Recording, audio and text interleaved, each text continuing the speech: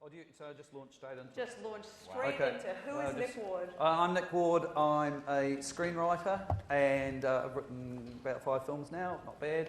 Done a bit of TV, and worked on lots and lots of stuff. And last night at the Swans Awards, I won, along with Catherine Burnett, I won Best Play, which was fantastic. Thank you for that solicited applause. And the best thing about that too, I've said it enough, and this joke is going to get old very quick, is for 10 years I worked in film so I could break into theatre. And soon I will have a book of poetry out, and then I'm going to give a speech about what I did on my school holidays. And go the other way around. Now, Jackie asked me to come and sort of try to make me fit into this talk about, what else do I do to support myself as a writer through the hard times. Well, the truth is, I do a lot of other things. I write for magazines, I write for newspapers, I've written some ads, I have restored cuckoo clocks. I worked for a while as a mechanic, and I know a lot of people were a bit shocked when they came into Browning Automotive here in Auckland and went, "What the fuck are you doing on my car? Are you doing any script advice?" Yeah, I'll do that. Let me have a look at your transmission first. But all of those things, I didn't do them because I needed to do them. I did them because they were fun, because I loved doing them for fun. I mean, working for M2 Mag, I got to talk to guys like Bryan Cranston and Meatloaf and Harry Connick Jr. I got to do all that stuff, and I did that because it was fun. I work as a writer. That's what I do, and that's what I've been doing for the last, actually 12 years when I look at it now. Stickmen came out in 2000, I think, and I have been writing ever since then. I write because if I don't write, I start to die a bit. I really do. And I think, that the interesting thing here is about creativity is it's the ultimate renewable resource. Because the more you use it, the more you have of it. It's crazy, but the more you are doing it, suddenly there's more of it, more and more and more of it piling up. And that's what I love about it, and you need to fuel that beast. You need to keep that thing going. And every single one of my scripts that has become a movie, bar one where I was brought on as a paid writer, every single one of them started off as a spec script. I have never gone to anybody saying, please give me money to write this idea I have. I already have a spec script that I've written. I say, have a look at that. And the same thing, even with the Talent Awards from the Commission, they're here. I don't want them to hear this. When I put in for funding, I need to have these scripts. I want to develop these scripts. I already have the spec script ready to go, because then I'll start writing off that. Spec scripts are the most powerful weapon you can own. The best thing, because it defines what it is. And look at it this way too, because if I get paid to do that, if I get paid to write that script, it's a job. If I do it for myself, it's passion.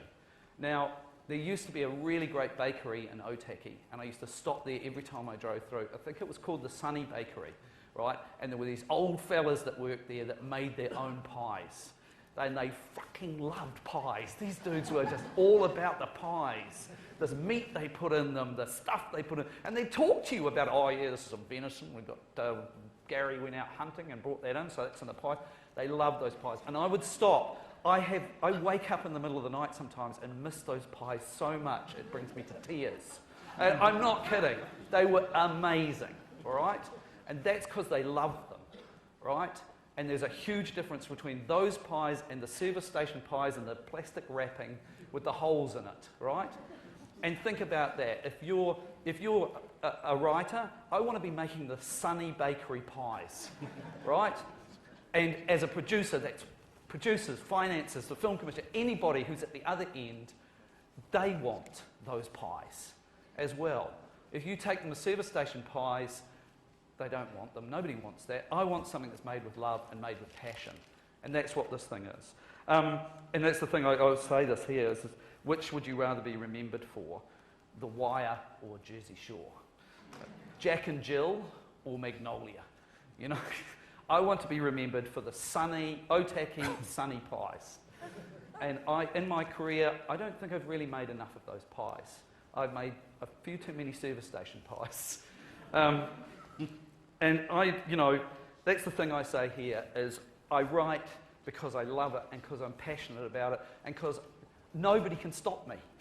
If I have a piece of paper, they can't stop me writing on it with my finger, you know, and my own blood, you know. And that's the thing, you know, do we die saying, I made some great deals, or do we die saying, I made magic? You know, that's what it's about. So I don't do anything else but write. Sometimes I have to live on baked beans when I do it, but not so much these days. I love writing, and that's what I do. And so, sorry, I'm the wrong person to be on this panel. And yes, so that's me.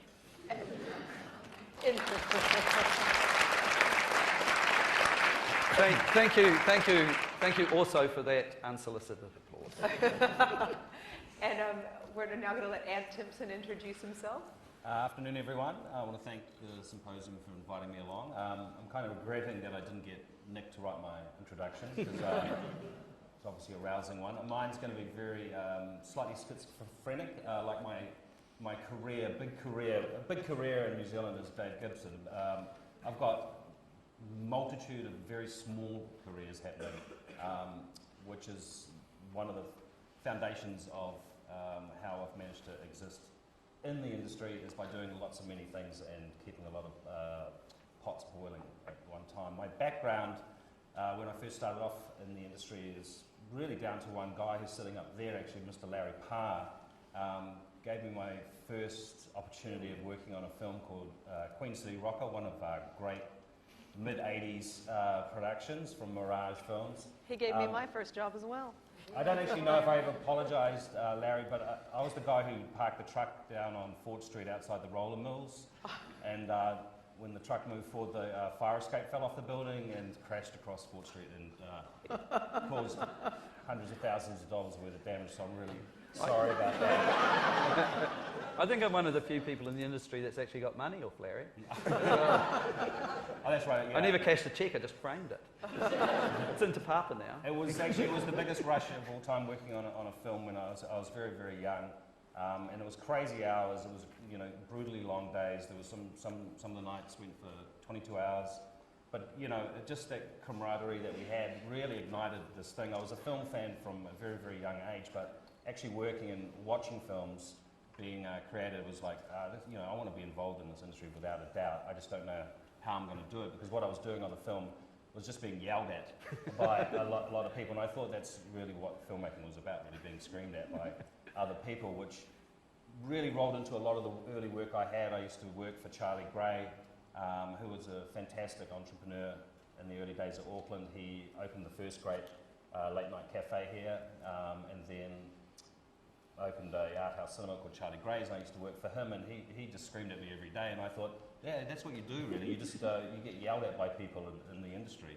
So I grew up surrounded by film. That's what I wanted to do. I wanted to basically work in all facets, because I thought I get bored really easy. I'm kind of very short attention span, and that's why I have trouble following through with a lot of the projects I do. So I want to keep busy all the time, and I try to work on a lot of things that all feed back into one idea, which is to make me happy. And making me happy is about working on projects that I like. So I've worked in cinemas, I've managed an art house, I have executive produced films, and I've worked all the way up until now, where I've got a film up that's having its world premiere in Toronto in a couple of weeks. It was fully financed in the US, and it's from Magnolia Pictures. It's called The ABCs of Death, and that's really a accumulation of a lot of things over a multitude of years, which we can get into further on. But yeah, I don't know what the hell was I talking about? My background is basically a little bit of everything in film, and I'm really happy to talk about each sort of compartment that I've been involved with, which is the film festivals, which is the 48 Hours, and all the relationships I've made throughout this whole process. And that was a really horrible introduction. So I'm going to pass on to someone who's absolutely great. Much more professional and established, Mr. Dave Gibson.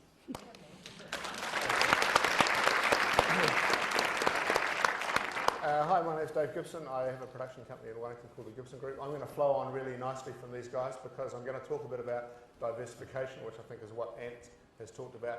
And I also, and this is the first time I realised that Nick and I had something in common, worked in a pie factory for a long time, as well as a wool store, but so that was kind of interesting. And so I kind of get the whole pie thing. In fact, I worked at the bad pie factory, where everybody really hated it, except for sort of several old guys who sat around every morning and had exactly those conversations about how the bakery need was that Mate, morning and stuff my like that. first ever writing job was writing the back of the Big Ben pie packet, and it's still the same. No, well actually, that's not entirely true, because what happened was just after I left the Big Ben pie factory, we used to put jelly beans in the pies just to amuse ourselves because we were so bored. But just after I did, someone put a mouse in the pie. And so Big Ben had to close down, and then but they didn't close down, they just renamed it, which I always thought was a really good example of branding. They renamed it Purity Foods, which I thought was very good. But I guess the couple of theories that I was going to talk about, very much like Ant, is diversification. When I started out quite early on, I don't know why, but for some reason I decided that I wanted to have a production company as opposed to just work on my own. And although a couple of times in my life I've thought about going back and working from the bedroom, I'm really pleased that I did end up in a production company, because as we were talking before, it gives you a very collegial environment and an ability to talk about a lot of things and to discuss things that I think sometimes freelance people who work on their own don't have. And we might touch on that a bit more, because I think if you're talking about having a career, one of the things we don't actually talk about that in this country because we think it's a bit uncool. So we all just sort of do stuff, but there's nothing wrong with that. And I think that what you need is to be able to talk to people about that. And you know, I'm thinking of doing this, or I thought I might make this film. And sometimes people say that would be the worst film for you to make at this stage in your career. So you do get that advantage in a production company.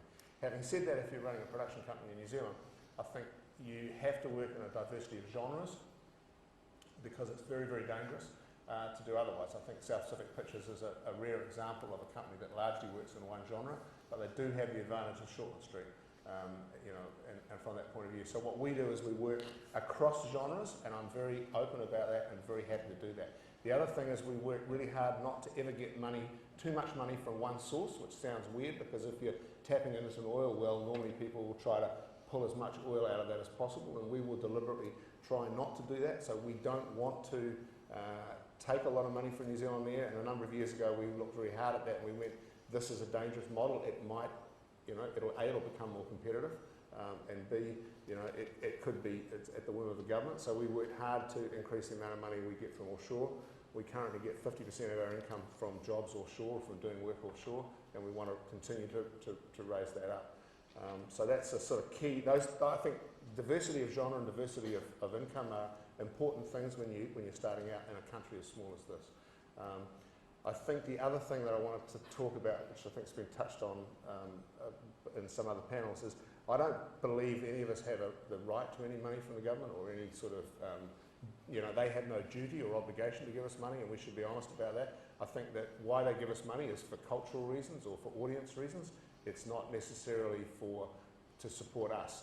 And I think if you take money from the government, it is inherent on you to do something in return. And in our case, what we're trying to do is we're trying to increase our export earnings, because I think that's an important part of what we can contribute back to them. So I like to try to make those things, use that money in a way that we can do other things.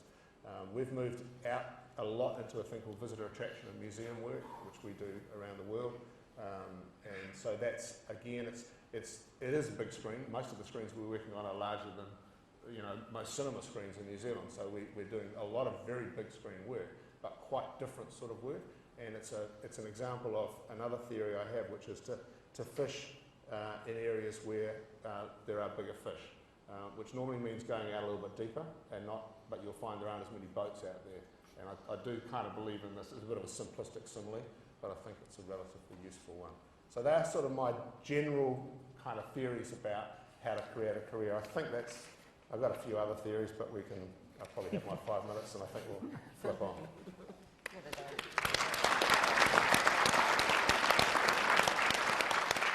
Kia koutou ka nui taku mihi aroha kia koutou I roto I tēnei wā. I'm Ngāti Hene. I grew up on a dairy farm milking cows at the back of Moiroa in a valley called Kawati Valley. I'm a very proud descendant of Kawati. I was born to be creative. I was first published when I was 8 years old. I was a regular member of what we called back then the Māori Culture Club. So I grew up entertaining tourists in the Bay of Islands doing kapahaka. And in high school, as a result of that, I was in every annual yearly musical and drama production. My first stage role was Bloody Mary in South Pacific. I did a good job of it, so they gave me the lead role the following year, Calamity Jane, and in Calamity Jane. And I wrote a lot of short stories in high school, so I knew as a very young person that I was born to be creative, that I loved to write and that I loved to act. However, when it came time for me to leave school or graduate college, as they say, it was 1979. Firstly, as a woman, my only career options were I could be a secretary, a teacher, or a nurse. Secondly, the arts were not considered a career. Most importantly, as a Māori girl from the sticks, I had no role models. We did not see brown faces on our screens growing up, and I did not see them on stage. So jump 15 years later with Once Were Warriors, it's the thing that made me most proud, is that film told little brown kids that they could be writers, actors, filmmakers. Anyway, I got accepted to Teachers College and to nursing because I got school CUE. God gave me a brain, haven't always used it. I did train as a nurse at Auckland Public Hospital here. I qualified as a general and obstetric nurse. And at the age of 22, I went to London to go to med school to become a doctor, but I discovered drugs instead. So that was a major diversion, but the greatest thing that came out of that experience is that it made me realise as a 23, 24-year-old that I still had this passion, and that I still had this fire in my puku, that I still had a need to be creative. So instead of going to med school, I chose to pursue the arts, and I went to drama school in 1985, so that's 27 years ago now. I was very well served by great teachers in London, learning the nuts and bolts of acting and writing. I wrote my first stage play in London, because I knew nobody was going to write a role for a Māori girl, so I, from day one of my career, have had to create a lot of my own opportunities. That play was produced in London, and I acted the lead in it, and Playmarket in 1991 published it. I came home at the end of 1988, and I was very privileged, and I have been very privileged throughout my career to have been a part of a lot of what I see as pioneering movements. Most of us here on this PI panel were employed by Larry Parr, and I'm eternally indebted to Larry Parr and Don Selwyn, who gave me my first job on the first ever Māori drama series, the Te Tapu Air series. They were 5 one-hour dramas written by Māori, made by Māori, directed by Māori. So kia ora, Larry. My next job was this man. He may not remember this, Shark in the Park. And during those years, prior to Once Were Warriors, I lived in Wellington, and I was an active and proud member of the Foundation of Māori Theatre. And that was with many thanks to Jim Moriarty. I wrote more stage plays. I helped to devise stage plays. So I always knew that one day I would want to do the same for film. Write and develop a film. I didn't know what it was back then, but when I was afforded the privilege of being in a hit film, which opened the big international door and gave me the opportunity to travel the world and the film festival circuit, to be on juries of film festivals, etc., etc.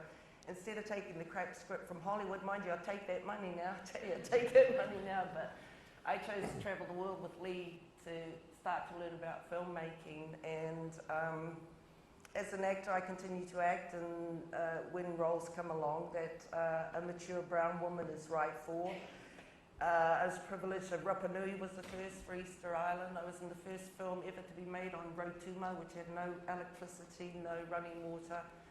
First film to be made in Tahiti by Polynesians. So I've had a really colourful, big career, and I've had wonderful opportunities.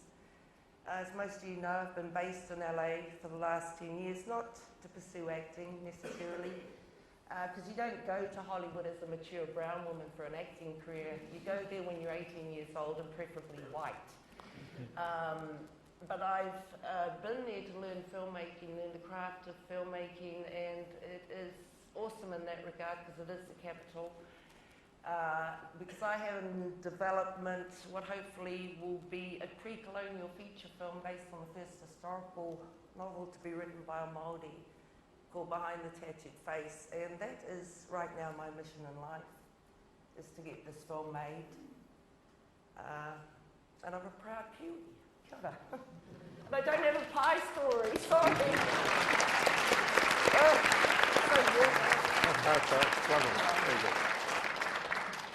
Now you understand what a nightmare panel it was. Like, what do these people have in common?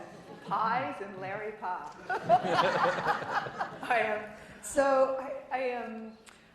The thing that was interesting for me is I read the briefs and I was like, oh my goodness, they're not all writers, they're not all, what do these people have in common? And I just want to pick up on something Rena said, which is, she said that she creates a lot of her own opportunities.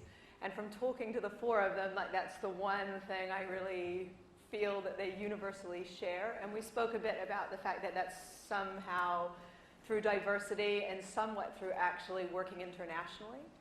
So I think we're going to try and focus our conversation on those two things. And maybe we'll start with working internationally. I mean, I think that that's something that a lot of people try to do or want to do, but maybe each of you could just talk about how you've made that work for you, how you managed to do that. Shall I? Yeah. We know you're dying to talk, Nick. I'm always dying to talk. And people are dying to listen to me. No, they're dying. They're dying. No, it's really interesting. My first ever paid gig, that I ever got paid for, was I wrote a sketch for a TV show that Dave was doing, actually, which was the puppet one. Was it Public Eye? Yep. And I got a cheque from these guys for $230 as I stepped onto the plane to go to England, I travelled through America and then got to England. And I went, wow, that was a great thing that happened, and it never occurred to me as a thing. And then the same thing happened when I moved up here to Auckland from Wellington. I had suddenly arrived here, and I handed an idea to, I think it was Maxine Fleming, who then handed it on to South Pacific Pictures, and thanks John, they paid me to live in Auckland, which was great. So suddenly, and I realised it's the same thing wherever you go. I do work in Australia, I do work in LA, I do work in London, and it's exactly the same gig. You have the guts to hand something to someone and they judge you on that work. And whether you're a stoner kid who's taking off to England, they'll pay you if the idea is good enough. Or whether you're a broken man moved to Auckland because he can't live in Wellington anymore because it's too small and his girlfriend's at every bar going out with every other guy, then John Barnett is there to offer you not only emotional support but financial support as well. No, but if you have something good on a piece of paper, it doesn't matter who you are or where you're from, and you impress them that way. And it happened to me recently. I was in Australia and I was talking to a production company there in a bar. It was very late at night and they had paid a lot of money for the beers and everything, and this guy said to me, he said, we've just had this project come over here. That's a terrible Australian accent. We've just had this project come in, and what would you do with it? And I said, I'll tell you what I'd do with it. This is what I'd do with it. And I told them good, and then they stopped paying for drinks, so I went home. 2 weeks later, I get a call from this producer going, you know that we haven't stopped thinking about your pitch. It was magnificent, it was amazing. I go, yeah, couldn't remember it at all. Had to say, yeah, why don't you put the points in an email and send them to me, and let's get on with this sort of thing. And they were great. I'm magnificent when I'm drunk. But the secret here was, it was just about ideas on paper. A good idea, I should say. A good idea is international.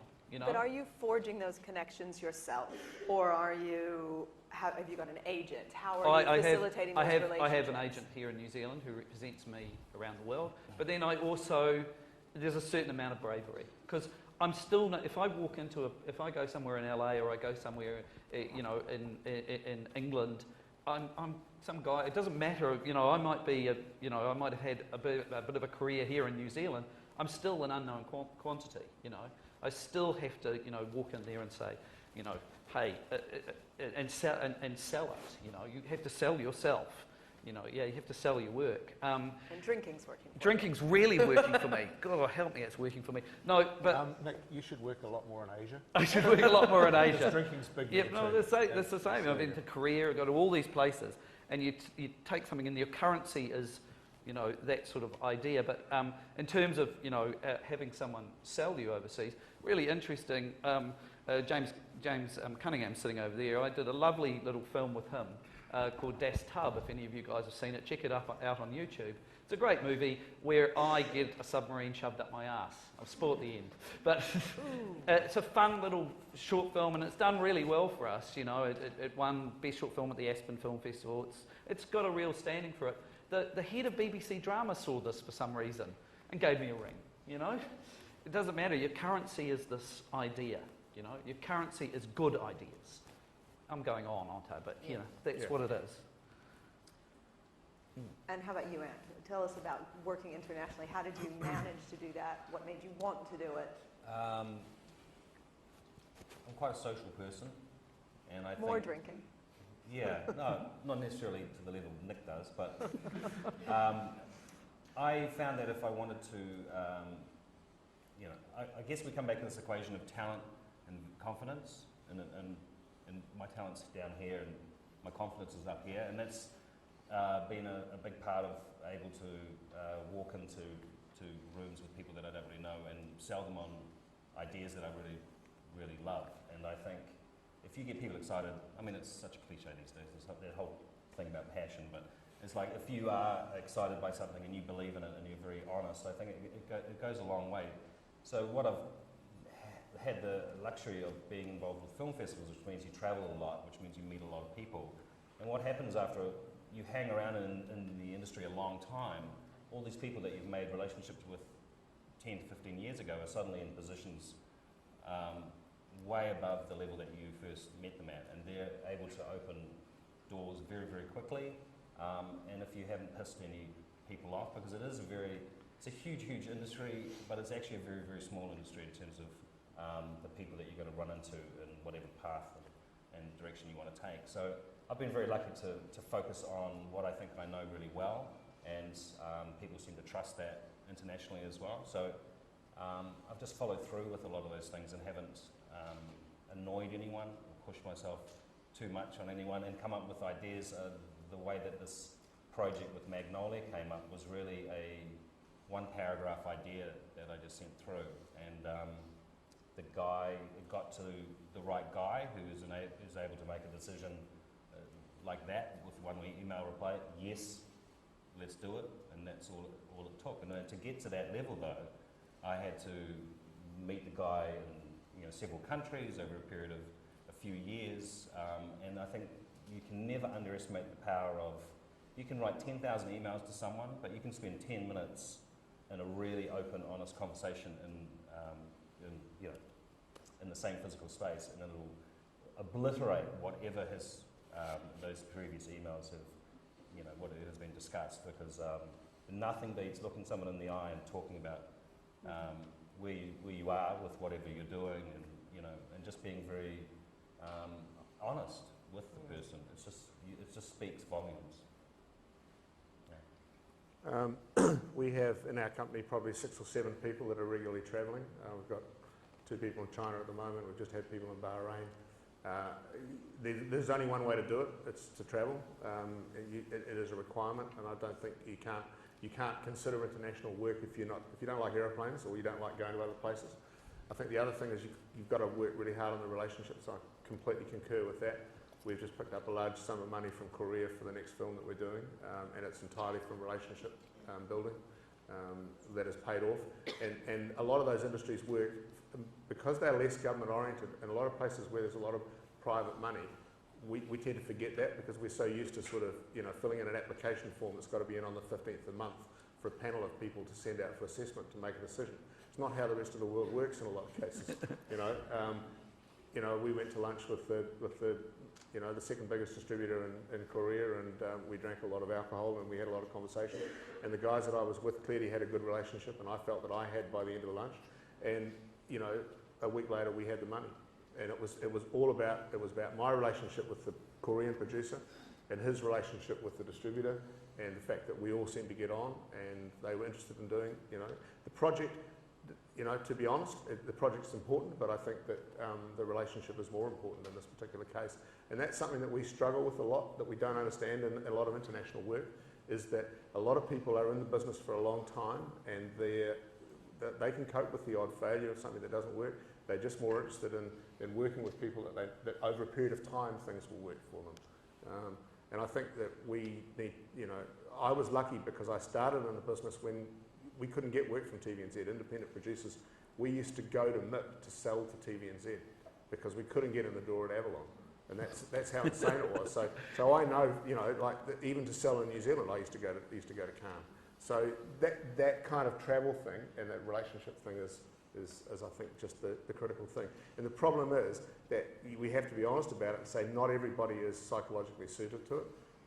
I was in Cannes one year with a very, very good line producer who was in the process of becoming a producer, had been given $5,000 by the Film Commission for a travel grant. And she was fantastic. She hustled, because a lot of people go to Cannes and they just freak out and they stay in the hotel room or they sort of hang around on the balcony at the Film Commission office and pretend to look busy. But she actually went and she did a lot of meetings, and she was doing a really good job. And about 2 weeks later I ran into her in the street and I said, "How's the follow-up going?" And she said, "I'm not following up." And I said, "But you've got to follow up. That's the whole point. You've got to keep doing it." And she said, "Look, I actually, it was really useful for me. I've decided that's not me. I'm going to go back and be a line producer." And I was telling this to someone at the Film Commission. They said, "Oh, that's a real pity." And I said, "No, I think that's the best $5,000 you've ever spent, because now this person knows they're not a real, and I'm sorry to say this sounds awful, they're not a real producer. They're a line producer, and that's what they are. They don't actually raise money for film. They worked it out." So it was good. And they became a very, very good line producer. I need one of those kind of producers, Dave. I personally don't have an interest or time in learning the accounting and legal aspects of producing. My forte is the creative. I'm interested in the script, the casting, the director's vision, but I do need these powerful producers who can get a very large epic financed. A few things I've learned from having spent a lot of time overseas is, and I'm sure there's a lot of you in the room, the thing that has never served me personally is I've suffered, as Sam Neill said, I don't think he's in the room right now, but Sam Neill said in the 60-minute documentary, New Zealand's the country that invented the word modesty. And I've lived in a country where you're supposed to blow your own trumpet, and to this day I still can't do it. So you're right, you guys are right, and that's what these guys are good at talking, doing the pitch, putting it out there, and Americans in particular love that. And if we think it's a small village here, I'll tell you what, so is LA. LA is a tiny, tiny village. It's so small, the industry, and the internet has made the global industry even that much more smaller, and relationships is operative. It's all about relationships, and the older you get, the more you want to work with people you like, people you get on with. It's about united forces to get. It takes a tribe to pull off a film, and relationships. And you said an operative word there too, honesty. Just keep it real. That's the best thing you have to offer to the world is who you are. And as one of my early writer teachers told me, she said, "Write that story that only you can tell. The world will come to you if you've got that thing that they want." So I know there's a lot in the last 10 years, the emphasis has been on trying to write for the marketplace, or trying to write that niche, or trying to write like that show. But those shows or those films broke out because they dared to be different. They dared to be bold, they dared to be original, they dared to do something that had not been done, and that's why they became successful. So tell those stories, be different, because that's what will define you from the masses, because the world is full of films right now. In every medium, particularly the internet. I just want to pick up on that a little bit, because I think one of the things, like I was reading some recent documents that came out from the NZFC talking about how you know, they don't see themselves as funding people's careers. They see themselves as something who can aid the path, and something you guys have spoken about. I was listening to he's mentioned pies, but not his his baked beans, and you know, that basically where are you going to get the money from to make the things you want to make? Dave was speaking about not wanting to have one money source. I mean, I think that New Zealand doesn't have very many streams from which you can draw on. So if you are looking for money internationally, do you think, what would you advise people about the types of projects? Or do you think that there's types of projects that are suited to that, or that you have to go out and find the person who's suited to that project? Speaking from recent experience, I was in LA doing lots of meetings, had about 30 meetings in 2 weeks. So it was a matter of driving from one meeting to the next meeting. And did you set those up? Yeah. I set those up, and some wanted to see me, which was nice. They hadn't met me yet. Do you just cold? What are you cold calling? What are you doing? Well, I'm lucky that I have. Even if you have a reputation here in New Zealand, they're aware. You know, these places are aware. England's aware, America's aware, Australia's aware, you know. And sometimes you can just lie about your career here in New Zealand. They'll believe anything. No, but the truth was, going from one meeting to the next, it became very obvious very quickly that it was important, and I was lucky, it was important to have a lot of projects. Not just to hang your hook on one project that you love, and yeah, fair well, have something that you're going to spend 20 years working on, fine, but lots of stuff, because that weekend I think Paranormal Activity had opened, and and it had gone crazy. So I was doing romantic comedies on the Friday, and on Monday I said, so what are you guys after? And they go, horror. You got any horror movies? Got any horror movies? So, yep, got a horror movie. Let's talk horror movies. Let's talk horror. And it's really important, I think, if you want to exist not only on an international market, but as a writer anyway, is to have a diversity of projects. Don't put all your eggs into one basket, because you're going to drop that basket, it's going to smash. I want to have 5 baskets with eggs and Lego pieces and pies and dreams and crystals from Mars in every, lots of baskets. I think it's a secret. And that's not just internationally, that's day to day. Do you want to talk about that? I mean, you have such an amazing range of stuff that you've done there. Yeah, I mean, you could make a sausage factory and start pumping out crap.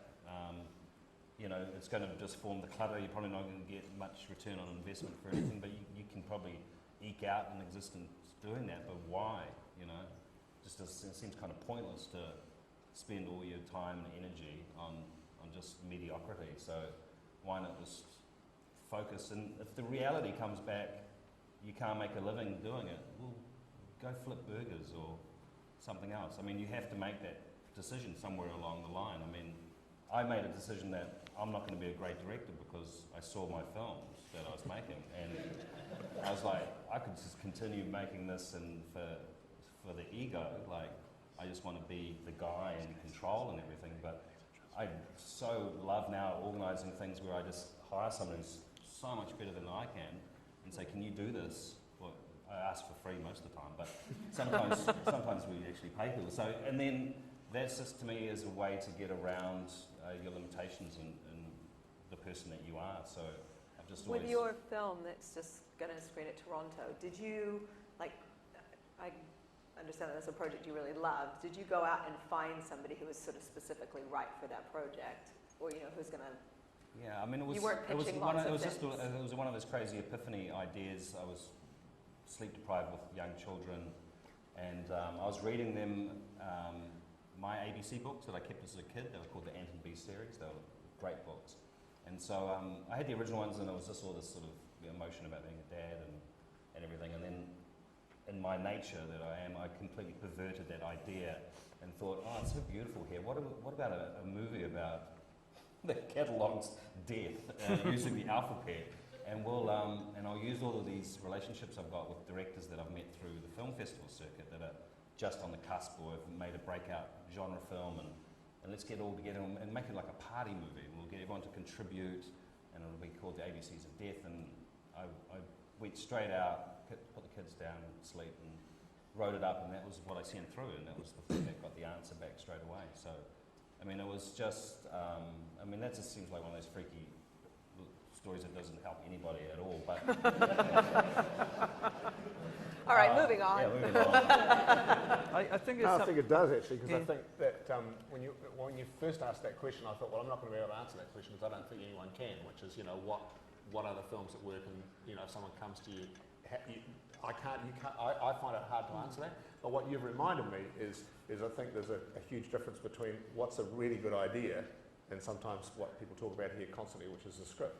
But and I saw something a while ago where someone said a really good idea, averagely executed, will still probably make money or have an audience, because that core idea is the thing. And I think we spend a lot of time here in the mechanics of script writing and things, and sometimes forget, what is the thing that will make this film work and why will it work, and that's really important, and that's forgotten here a little bit sometimes, that thing. And sometimes I'm sitting in script meetings with people and they're going, this script's got a huge problem here and here, and I'm the one going, yeah, but this, an audience will want to see this film.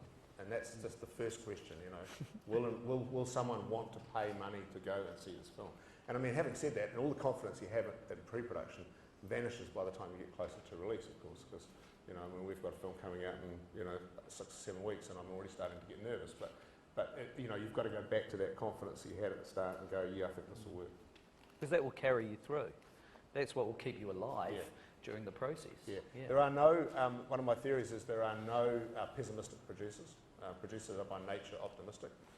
It's inherent in our kind of DNA. It's one of the requirements.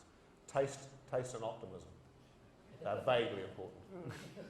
One of the best lines I ever heard was, in order to be universal, be specific. Be very, very specific in order to be universal. And if you think about the films that you like and the reasons you like them, it's because you can relate to them, whether it's the humanity or the compassion or whatever. Heart goes a long way. Sessions. Who watched Sessions Thursday night? That's a phenomenal film. At the end of that film, I thought, this is why I'm doing what I'm doing. Because in terms of the financially, I should actually call myself a professional juggler. I've gotten so good in the last 15 years of juggling debt with credit. I kid you not, I'm an expert at it. But you do what you do because you believe in what you believe in, and you are rewarded to those who persevere. If I look at the first 9 years of my career as an actor-writer, I didn't make money in theatre, but I got by. I had a roof over my head. I always had food to eat. And there were years I thought, I'll give it up. I want to make a living. And had I given it up, I wouldn't have got the cherry on top of the cake, which was the role as Beth Hecker in Once Were Warriors in my 9th year as a professional. So if you persevere, just keep rowing your canoe, so to speak. You'll get there, and there's always support around you, and friends and whānau, and pies, and baked beans, and noodles. I'm really, really keen to throw this open to questions, yeah. so there's plenty of time for people to ask questions specifically. Do we want to start that? Is there anybody's got any questions for the panel? Awesome. Yep. Is it important to grow a beard? Yes. You like mine? The answer to that question is if it's 1970 and you're 18 and the drinking age is 21, yeah. And then as you get older, if you get a bit jowly and fat because you go to too many lunches, the answer is keep it. I thought I was handsome underneath here, and then I shaved it off for bad. Hi, can you hear me? I am. This is a question for Dave Gibson. So when your Yeah, thank you. when your company decided to venture into Asia, Yes. how conscious were you about that process, and how did you go about it, and how were you received as a Kiwi out in the world? Because it's quite a daunting task, Yes. Very conscious, but largely based on a certain amount of research, a certain amount of talking to people, a certain amount of economic kind of analysis of the growth of China and things like that, and the economies and that type of thing. There's some very simple numbers. In China, for example, at the moment they're opening a new museum every day. So they're opening up 350 museums a year. So you've got to figure you're going to get some of that business. There's a huge amount of domestic tourism. So we did a certain amount of research. We started going in and out. At the time I was just umming and ahhing about it, but I was getting ready to make that move, and then we had someone come to us from China with a very interesting television project that we liked a lot, that could have been a New Zealand-China co-production, so we got heavily involved in that, and that became the impetus for us to do that. There's an irony in that, that project has actually lapsed for another quite interesting discussion point, which we may or may not get into.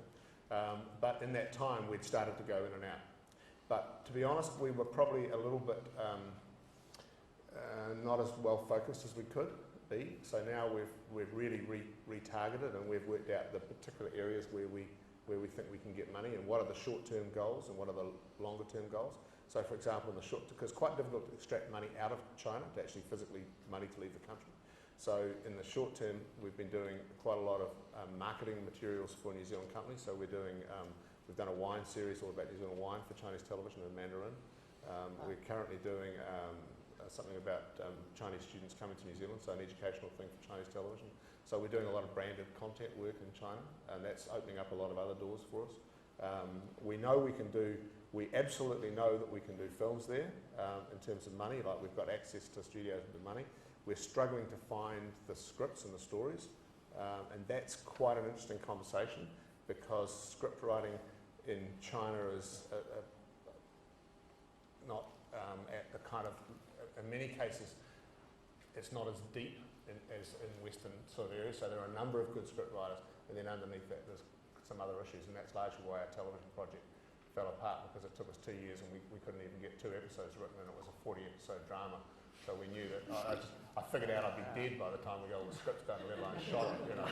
So we just sort of bailed out of it, and I've decided, actually, that was interesting, because we decided that television drama was probably not a good area, that film would be better, because at least it was only 100 minutes. More chance of getting the script right. So we've been learning quite a lot of things as we go, and we're quite. I think we're getting good feedback up there. We feel fairly comfortable in China at the moment. I think that it's going to be. What I've done is I've passed a lot of it across to other people in the company, because I've realised that although Chinese people really like older people, and it's very good to have an older person in relationships. I realised by the time we seriously started taking money, I hope I won't be in this industry, frankly, because it's going to be a 10 to 20 year process for us. So we're really taking a long game on it. So I'm making sure that quite a few of the people that are from our company that are going in and out are in their sort of late 30s and early 40s, because I think that's a better approach. Did that answer the question? Yeah. Sort of.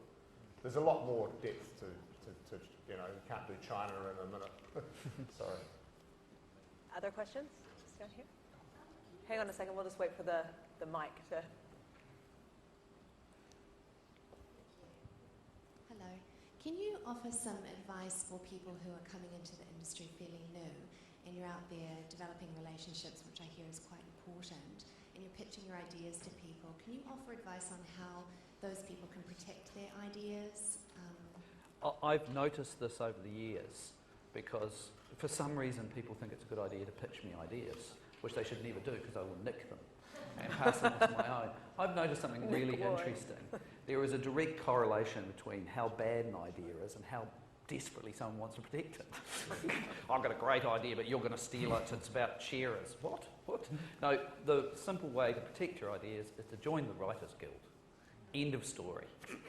Register your or work if you with can't them. afford that, you write it, you send it to yourself, and You post it to yourself in an envelope. In an envelope.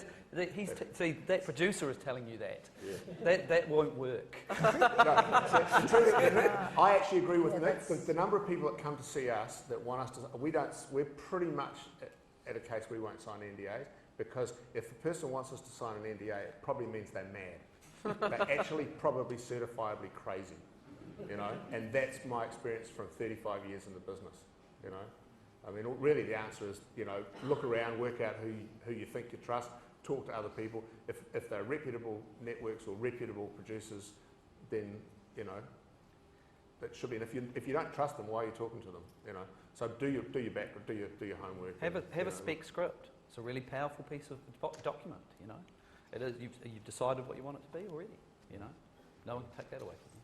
And there's a lawyer in this room, I think. Is he here? Tim Riley. He hosts a show on BFM every week on Thursday. Just call him up and get free legal advice. Put your hand up, Tim. Yeah, call the Where office, is pay he? for it. There's another question I saw up there. I need a tissue.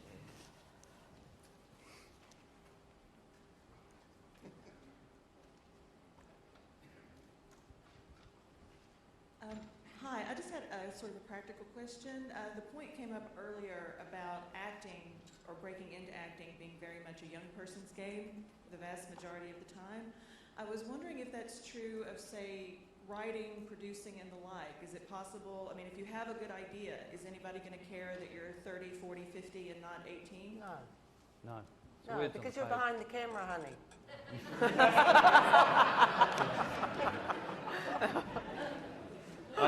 I'm actually going to get together with a group of other writers, and what we're going to do is we're going to hire a really young, pretty Māori boy to be our front. And he can go in and sell everything. Is there other questions there? Yeah, just up there in the middle. I guess we're, like New Zealanders are encouraged to do their OE and everything like that, but this industry is so reliant on contacts. I just want to know, have you worked for an extended period of time overseas, and do you encourage that, or do you think, you know, stay in New Zealand, keep those contacts? Yeah, I've done worked overseas lots. Lived and worked in London, not necessarily writing films, but I think because I have an English sensibility means they'll let me do work there, and I can write stuff for LA because I know LA, and I can fake the rest of the country. Thank you very much. Get an atlas. No, I think just in terms of being a human being, it's important you know the world rather than your backyard. I had a good friend of mine came to London when I was living there, and I said, look, it's free to live here, you can stay with me. And he got on a plane and he flew to, he said, right, he had never, the furthest up the island he'd been was Palmerston North, the furthest down he'd been was Picton. He left Wellington, went straight to Japan, and was there for a while and freaked out, and then flew to London because he thought that might be easier. I met him at the airport. We went straight to the pub. It was in a cobbled mews, and we were standing outside drinking English pints, and a black cab turned up, and a guy in a bowler hat got out, and my mate went, I have to go and lie down. He went too much too soon, but you've got to know the world, man. You've got to know the world. Yeah, I'd encourage you to follow your heart. And the fact is, if you've got contacts, we've got email. You don't have to stay in a location in order to be in contact with anybody. And particularly for someone of your university, get out there, because I mean, sort of your age group is get out there and do it while you can. And the other thing I'd like to say is our industry, not so much here, but especially in the bigger cities like LA and New York, it so rapidly changes. You can get a card 6 months ago that will be gone by the end of the year. It's such a high turnover.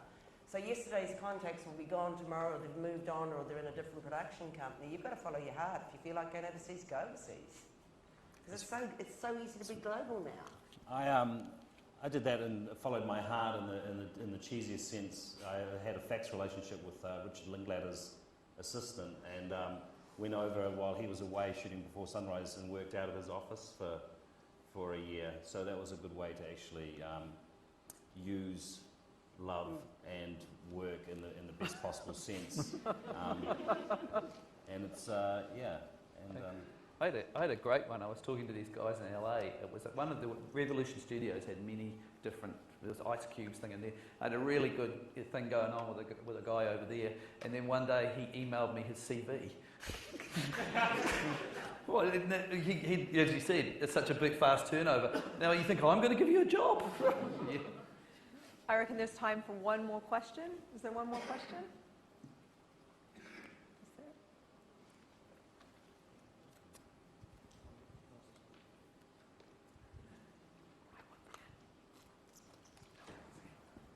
Can I do a sentence? With such varied careers to get to the big career, my question is, how have you found the for those with families, the juggle of the doing everything all over the place all the time, and kids, wife, growing old, you know.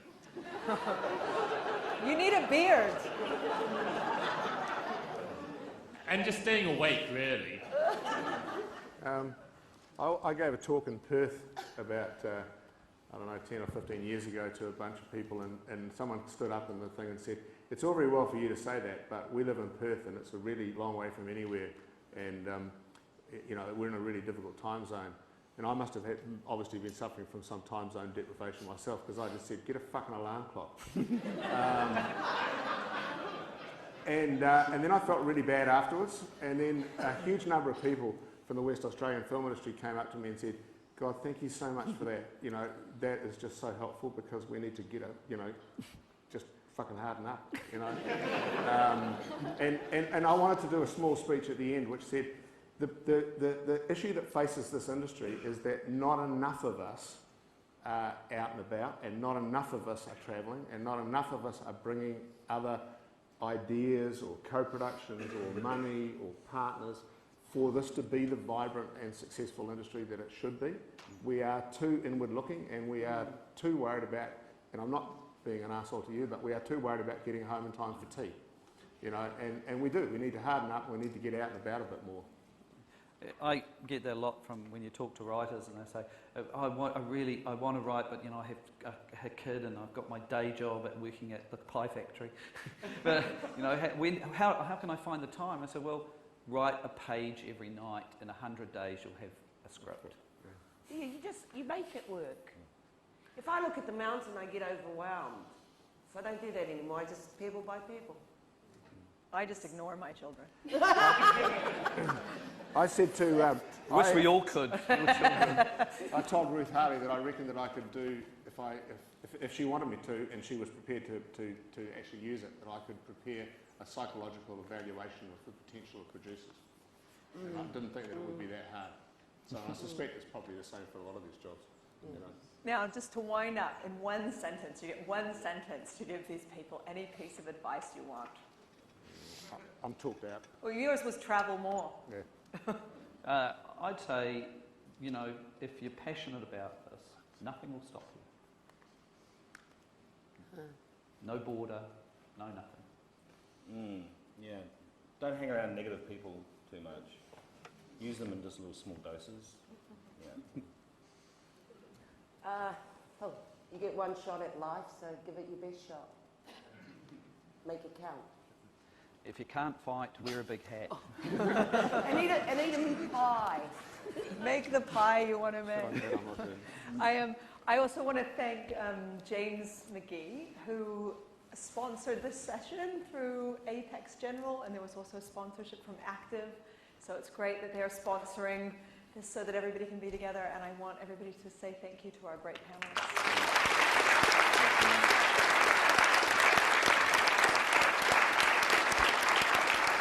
Nice work, people.